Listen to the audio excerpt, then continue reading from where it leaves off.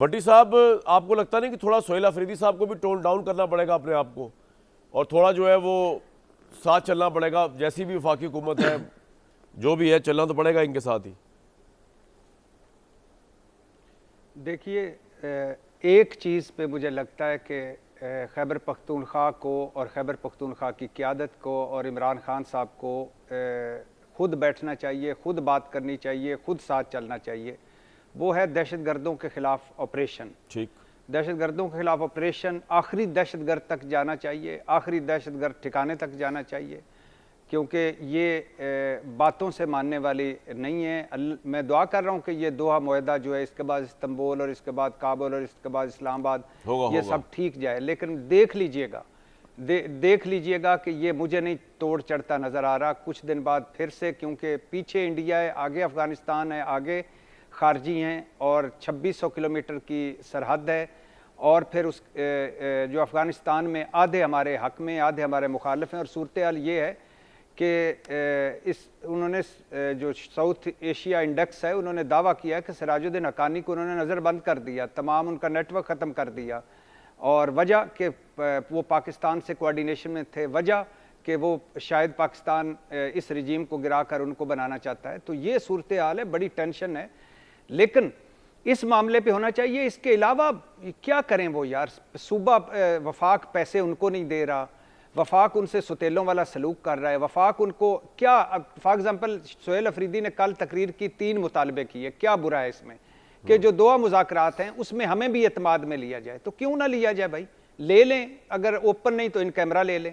گاڑیاں جو Bullet proof گاڑیاں یہ ناکارہ ہیں بھائی، بندہ چلا جائے پاس اور ان کے کہہ کے آئیں انسپیکشن کر لیتے ہیں، اور وہ کہتے ہیں فنڈز دیں، کیوں نہیں فنڈز دیتے؟ اور وہ کہتے ہیں عمران خان سے ملاقات کروائیں، کیوں نہیں کروائی جاتی یار؟ اس میں کون سی بڑی آپ کی ساروں کی جو اس ملک سے بڑی ایگوز ہو گئی ہیں، ضدیں ہو گئی ہیں، جھگڑے ہو گئے ہیں، آپ کے مفادات ملک سے بڑے ہو گئے، چھوڑ دیں چھوٹی چھوٹی چیزیں، کیا فرق پڑتا ہے؟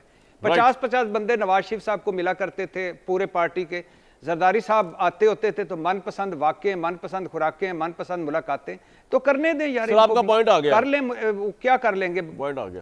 زبیر صاحب، میں آپ سے ایک فلسافیکل کوشچن پوچھنے لگا ہوں۔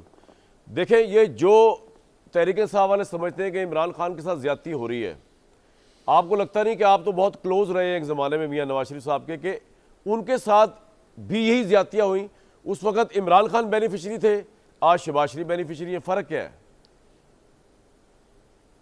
بالکل ان کے ساتھ زیادتی ہوئی تھی، نواز شریف کے ساتھ، ان کی بیٹی کے ساتھ، پی ایم ایل این کے ساتھ، اس میں کوئی دو رائے نہیں ہے، اور اس وقت میں اس کو غلط ہی کہتا تھا کامران۔ اور دوسری بات میں وضاحت کر دوں، میں جو میاں نواز شریف کا ریفرنس دے رہا تھا وہ پازیٹیولی دے رہا تھا۔ میں ابھی بھی یہ کہتا ہوں کہ وہ صحیح، وہ جو ویڈیو میسیجز کی، انٹرویوز کی بات کر رہا تھا، وہ بالکل صحیح بات کر رہے تھے، اس میں ناراض تو کسی کو ہونے کی بات نہیں ہے کہ میں نے ایک ریفرنس یہ دے دیا کہ جی وہ کہتے ہیں کہ جی میجورٹی کا حق مانا جائے۔ This is what the message was, whether it was East Pakistan, whether it was any other elections, بالکل یہ صحیح۔